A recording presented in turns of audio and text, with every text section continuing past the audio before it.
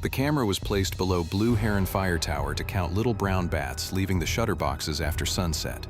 Pay attention to the third cab window at 2:47 a.m., where an amber light moves exactly 31 inches from left to right. Before we get into this case, drop a comment where you're watching from and what time it is right now. The card held 73 days of footage. District Wildlife Technician Aaron Caldwell pulled it at 8:16 a.m. on Wednesday, August 27th, from Blue Heron Ridge. The Forest District installed camera BH4 to estimate how many little brown bats still use the abandoned fire tower. The colony had occupied gaps behind the cab shutters since 1989. White nose syndrome reduced the spring count from 611 animals to 84 in 7 years. The camera faced the southern landing, where the bats emerged against open sky. Its infrared trigger recorded 10-second clips from dusk until dawn. Biologists needed the exit counts before deciding whether to replace the failing shutters or close the tower completely. Blue Heron Ridge rises 2,146 feet above the West Fork Valley. Hemlock covers its northern slope. Chestnut oak holds the dry side. The tower has stood above both since 1936, though no lookout has worked the cab since the county consolidated fire detection in 2008. The camera had one narrow assignment: count what remained of a colony that used to darken the space between the tower legs. Erin Caldwell was 35 years old. She worked as the North Valley District Wildlife Monitoring Technician and had spent 16 years reviewing infrared surveys, maternity roost counts, and winter hibernaculum footage. Caldwell knew the difference between a bat leaving a roost and an insect crossing close to the lens. She could estimate direction, wing beat, and distance from a blurred animal occupying fewer than 20 pixels. She expected 73 nights of bats, moths, fog, and empty steel stairs. The card was one of 9 she needed to process before Friday. The first 19 nights were correct. At 8:41 p.m. on June 16th, 7 little brown bats dropped from behind the western shutter. At 9:03 p.m., a raccoon climbed 4 steps, paused beneath the landing, and returned to the ground. Wind moved the ferns at 11:26 p.m. Rain covered the lens at 1:18 a.m. June 18th, produced 31 bat departures. June 21st produced 27. A barred owl landed on the handrail at 4:12 a.m. and remained there for 46 seconds. A white-tailed doe crossed the service path on June 24th with a fawn behind her. Neither animal looked toward the tower. Most clips showed nothing useful. The trigger caught moths, branches, shifting fog, and the warm edge of sunrise. It was boring footage, but boring footage still carried data. Caldwell entered the counts in a spreadsheet and marked false triggers in gray. By July 2nd, the nightly count had fallen to 22. By July 5th, it had risen to 29. That variation fit the weather. Caldwell increased the playback speed. She drank coffee with her left hand and advanced clips with her right, watching the screen closely enough to count wings and not closely enough to study the empty tower behind them. Then, on July 7th at 2:47 a.m., the third window of the fire tower cab changed color. The window occupied 46 pixels near the upper right corner of the frame. It stood 71 feet beyond the bat's emergence point and 93 feet above the camera. A narrow amber bar appeared behind the glass. It traveled from the western window frame to the eastern frame in 4 steps, each separated by 43 seconds. The light remained visible for 7 minutes. Then it disappeared. Caldwell marks the clip but does not stop on it. Summer storms frequently produced distant illumination behind Blue Heron Ridge. The tower's old glass also reflected headlights from County Route 6, though the road lay 1.8 miles east and 480 feet below the cab. Her working explanation was simple. A vehicle had turned on the ridge road, and the window had caught the beam at an unusual angle. The apparent movement came from separate clips triggered by bats crossing the foreground. Caldwell entered probable road reflection in the review column. She counted 3 more bats and moved on. 6 days later, on July 13th, the amber bar returned at 2:47 a.m. This time a green point appeared beside it. The green point moved through the same 4 positions, again from west to east, but it remained exactly 31 inches behind the amber light when measured against the known width of the cab windows. No vehicle reflection could preserve that spacing across 7 minutes. Caldwell sets down the coffee. She stops scrolling. She enlarges the tower cab to 400% and checks the metadata against the camera's internal clock. Caldwell goes back to the first frame and starts again, slower. The first confirmed light appeared on July 7th. It returned every night after that. At 2:47:00 a.m., the amber bar illuminated in the western quarter of the third window. At 2:47:43, it moved 10.3 inches east. At 2:48:26, it moved another 10.3 inches. At 2:49:09, it reached the eastern quarter. The green point followed 129 seconds later. At 2:51:18, both lights went dark. At 2:53:41, a white pulse crossed the ceiling of the cab. The cycle ended at 2:54:00. Its full duration was 7 minutes. Caldwell found 52 complete cycles and 9 partial cycles between July 7th and August 27th. Cloud cover hid the cab on 3 additional nights, but the camera's microphone recorded a low mechanical hum at 2:47 a.m. on each of them. The timing varied by less than 2 seconds across 61 nights. She created a frame overlay using the tower's architectural survey. The lights did not drift randomly across the glass. They advanced east in equal increments, paused, returned west without illumination, and began again the following night. When Caldwell plotted the 4 positions, they formed an arc centered on the steel mast passing through the cab roof. The light crossed the window like the hand of a clock. That geometry changed the question. Caldwell was no longer looking at illumination entering the tower. She was looking at equipment moving inside it. She reviewed every daylight clip. A human figure first appeared on July 10th at 2:31 a.m. The person climbed the southern stairs carrying a rectangular case. 9 days later, at 2:29 a.m., the same figure returned with 2 gray battery boxes. 9 days after that, the figure carried a coil of black cable. The visits continued at 9-day intervals. July 28th, August 6th, August 15th, and August 24th. Each ascent lasted between 22 and 28 minutes. Each descent occurred after the 2:47 cycle. The person used no flashlight below the landing. They paused on the 11th step during every climb, facing the camera without looking toward it, then moved along the western side of the tower where the steel legs blocked most of the body. Caldwell compared the visits with wind and weather records. They occurred in rain, clear conditions, and one night when the temperature reached 48 degrees. Weather did not control the schedule. The 9-day cadence matched a maintenance interval. The nightly sequence matched an automated diagnostic sweep. The 4 equal movements matched a motor-driven directional antenna. Caldwell understood the purpose before she knew who had built it. Someone had installed an operating radio system in a locked federal fire tower and was calibrating it against the valley below. The system had transmitted its test at the same minute for 61 consecutive nights. Then, on August 15th at 3:02:17 a.m., the subject made one mistake. A battery case struck the western handrail. The person turned to keep it from falling, and a motion-activated work lamp inside the cab illuminated his face through the open trapdoor. The frame showed a man in his 60s with a narrow jaw, sun-darkened skin, and a pale line where a cap normally covered his forehead. He held the case close to his hip. His body remained square to the stairs, the posture of someone carrying weight through a place he already knew. A second camera at the service gate recorded a pickup leaving at 3:19 a.m. Its rear plate was readable in 2 frames. Investigators ran the plate through state motor vehicle records and compared the face with the license photograph. A name came back. The registered owner was Thomas Grady, 64, of Bellwether County. Grady lived 11.7 miles from Blue Heron Ridge. Records showed that Grady had worked inside the tower before. From 1986 through 2008, he held a county communications maintenance credential covering the analog fire repeater installed beneath the cab floor. That credential ended when the county abandoned the tower. His last authorized entry occurred on October 14, 2008.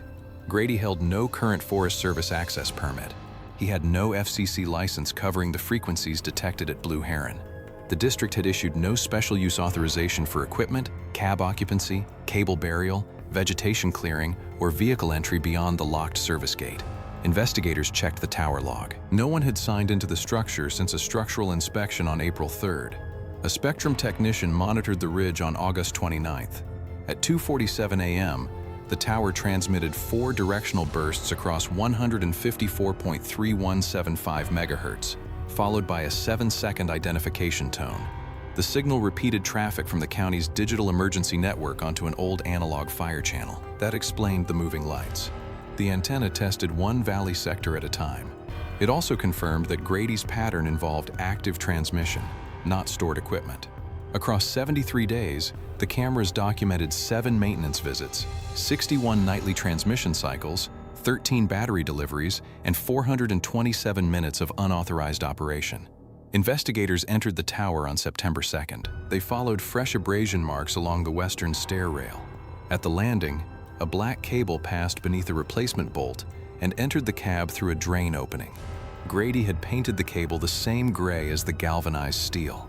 Inside, the line divided cleanly. One branch ran to a directional antenna mounted inside the old lightning mast. Another descended through an unused conduit toward the generator shed. The work was orderly.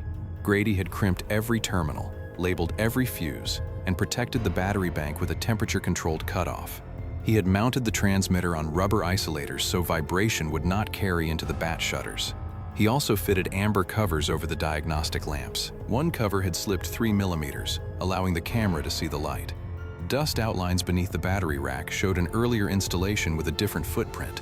A maintenance notebook contained signal readings dated 4 years before camera BH4 arrived. Investigators inventoried one 50-watt crossband repeater, 4 directional antenna panels, 1,846 feet of cable, 13 lithium iron phosphate batteries, 2 solar controllers, 1 concealed microphone link, 37 labeled fuses, and maintenance records covering 1,489 nights. Thomas Grady had spent most of his adult life maintaining radio systems that other people used without thinking about them. He joined Bellwether County Communications in 1981. He repaired fire pagers, aligned tower antennas, and drove ridge roads after ice storms. When Blue Heron still employed a lookout, Grady carried replacement vacuum tubes up the stairs in a canvas tool bag. He knew which landing twisted in cold weather and which cab window leaked after a north wind. Grady also served 24 years with the Laurel Fork Volunteer Fire Company. He was not an officer when he retired. He was the person called when a radio worked in the station and failed 3 valleys away. The county replaced its analog network with a digital trunked system in 2008. The new system offered encryption, unit identification, and shared channels between departments. It also relied on 4 larger tower sites instead of 11 smaller repeaters. Blue Heron went silent. Coverage studies identified a dead zone along 8.3 miles of Laurel Fork Road. The county planned a fill-in site, then removed it during a $1.7 million budget reduction. Portable radios could sometimes reach the network from the roadway. They could not reliably transmit from the ravines below it. On November 19, 2017, Grady's son Daniel responded with the Laurel Fork Company to an overturned logging truck beside Coldwater Run. Daniel was 36. He descended below the road to reach the driver. At 6:14 p.m., the slope shifted. Daniel transmitted a mayday 3 times. The portable radio stored all 3 attempts as failed calls. A firefighter on the road heard part of the second transmission directly, but the message did not reach dispatch. Rescuers located Daniel at 7:02 p.m. The medical examiner recorded compressional asphyxia. Grady requested the failed call logs. He received them 43 days later. He printed the 3 entries and kept them folded behind his radio license. Investigators found the paper there. The fold passed directly through his son's unit number. Grady petitioned the county twice to restore an analog relay at Blue Heron. County engineers agreed that the site covered the ravine. Procurement staff rejected the first proposal because the tower lacked a current structural occupancy certificate. The second proposal closed when the state stopped supporting mixed analog-digital equipment under its interoperability grant. That ended Grady's legal path. He lost his county position when communications maintenance moved to a regional contractor. He lost access to the tower. He lost the equipment bench in the Laurel Fork station. The dead zone remained. The larger system did not fail because one person refused to act. It failed in increments: a removed budget line, an expired inspection, a grant requirement, a coverage map that treated narrow ravines as acceptable loss. Each decision made sense inside its own file. Together, they left 8.3 miles without dependable portable service. Grady began building the relay in 2021. He used surplus components compatible with both networks. The equipment listened for a digital emergency transmission, converted it, and repeated it over the old analog channel. His nightly calibration swept the valley in 4 sections to test signal strength. It came down the watershed the way water follows an old channel. The county had filled the channel on paper. Grady reopened it in wire. His internal logic was consistent. He did not consider the tower abandoned. He considered it unattended. He did not describe the transmitter as a private station. He called it the fill unit, the same term used in county planning documents. He took precautions a reckless operator would not have taken. He limited output to 50 watts. He fitted a filter to prevent spillover into adjacent frequencies. He logged every diagnostic cycle. He routed cable away from the bat shutters and scheduled maintenance after the colony's main evening emergence. And yet Thomas Grady was not operating a harmless memorial. His repeater transmitted without authorization. It bridged two systems that dispatchers had not approved. During heavy traffic, it could duplicate calls, delay priority signaling, or send incomplete audio to firefighters using the analog channel. No agency knew it existed. No agency could disable it remotely. Investigators found no evidence that Grady intercepted private conversations, impersonated responders, or used the system for personal communication. They also found that his relay had carried 14 emergency transmissions during its 4 years of operation. One came from a firefighter trapped below Laurel Fork Road. The transmission reached dispatch. Investigators did not have to search for Grady. The cadence had already told them. His next maintenance visit fell on September 11th. Forest Service officers and an FCC field agent waited inside the dark generator, shed at 2:18 a.m. Grady arrived at 2:27. He unlocked the service gate with a key copied before his county credential expired. He parked beneath the tower and removed 2 battery boxes from the pickup. The officers stepped out when he reached the first landing. Grady did not run. He did not drop the boxes. He stopped with 1 foot on the 12th stair and lowered both batteries until they rested on the steel tread. He carried 2 24-volt battery modules, a digital multimeter, 6 ceramic fuses, an antenna analyzer, 41 feet of coaxial cable, a ring of 18 keys, and the maintenance notebook. Grady kept his right hand on the stair rail while an officer read the detention notice. He looked once toward the cab windows. The amber lamp was not visible. He said, "It works down there." He said nothing else. Federal prosecutors charged Grady with operating radio apparatus without a license under 47 U.S.C. Section 301, unauthorized occupancy and use of national forest property under 36 CFR Section 261.10a, and depredation of federal property under 18 U.S.C. Section 1361. The property count permitted a maximum sentence of 10 years because estimated restoration costs exceeded $1,000. Grady pleaded guilty to the radio and occupancy counts. Prosecutors dismissed the property count after structural testing found no permanent damage. The court imposed 18 months of probation, a $7,500 FCC civil forfeiture, $4,860 in restoration costs, and a 5-year prohibition on entering Blue Heron Tower. The Forest Service removed the repeater, batteries, antenna panels, and cable. The county retained the maintenance logs under subpoena.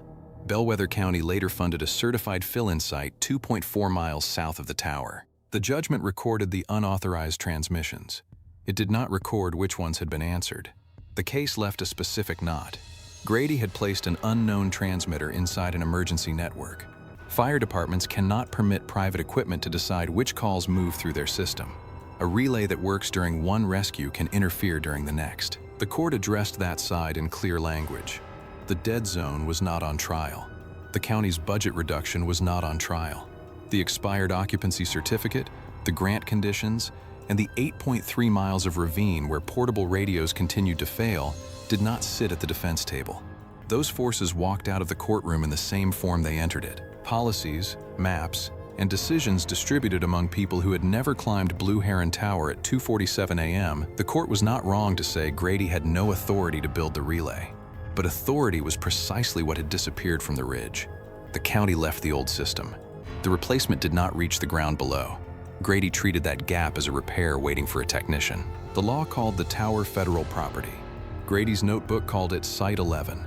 It is not permission exactly, and it is not ownership exactly. It is just the knowledge that a place once depended on you, followed by the day it no longer allows you through the gate.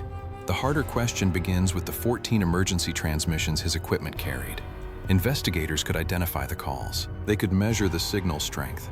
They could confirm that one trapped firefighter reached dispatch through a system that should not have existed. They could not determine what would have happened without it. That uncertainty does not authorize the transmitter. It also does not remove the dead zone. The certified relay installed later solved the technical problem with approved equipment, documented frequencies, and remote control. It arrived after Grady's arrest and 6 years after his first petition. By then, the amber light had crossed the third window 1,489 times. The tower went dark because the unauthorized system came down.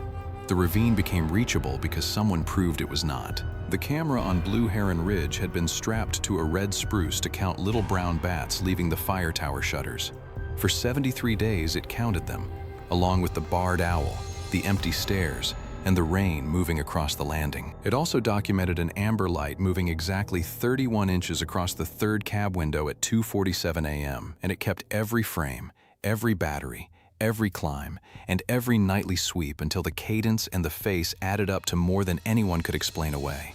Every case on this channel starts with something that doesn't belong in the frame: an amber bar behind old glass, 2 battery boxes on the 12th stair, a folded call log with a crease through a unit number. Pay attention to what the camera keeps.